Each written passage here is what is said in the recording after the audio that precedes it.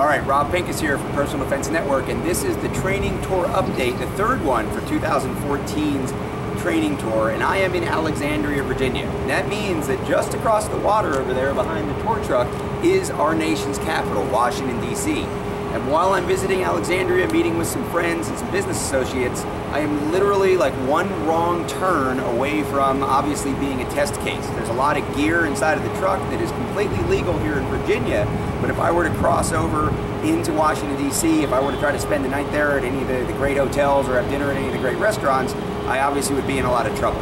And that's unfortunate. And if you take a look at my blog, you'll see that I am about ready to do the Gauntlet project all the way up into New England, up to train in New Hampshire.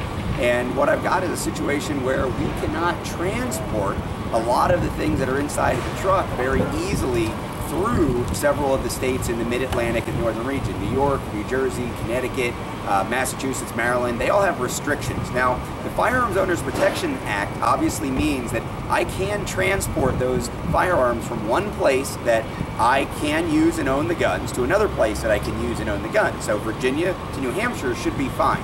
But outside of the federal protection for firearms, the lawyers that I've consulted with have also raised the concern about two things. One, there's precedent for arrests to be made even when someone then uses the affirmative defense of Firearms Owners Protection Act. I am protected and I'm transporting the firearms properly, and that means, disassembled, locked in a compartment, in this case in a gun vault, tack vault in the back of the tour truck. But arrests have still been made, and obviously I don't want to get arrested, I don't want the tour truck to get impounded, I don't want my gear to be taken, so I've got that concern. That means I'm going to avoid certain states like New Jersey. If I'm going to pass through New York, which I really have to at some point, there's also a concern about the magazines that are inside of the vehicle normally. And in fact, those magazines are not specifically safe passage protected in the Firearms Owners Protection Act, and that is a concern for my lawyers, my consultants. So what I'm actually going to do today, unfortunately, is pack up those magazines and ship them home to Ohio, which is the next stop on the tour. Meanwhile, lots of good news. We've been doing great classes, great training. Just left a great combat focus shooting class hosted by TEM Tactical Equipment at the Currituck Shooting Range in North Carolina, right on the Virginia border. I had some great classes last weekend in Georgia, and I'm getting ready to head up to New Hampshire to do a course also in Keene at a great range up there. More about that next week.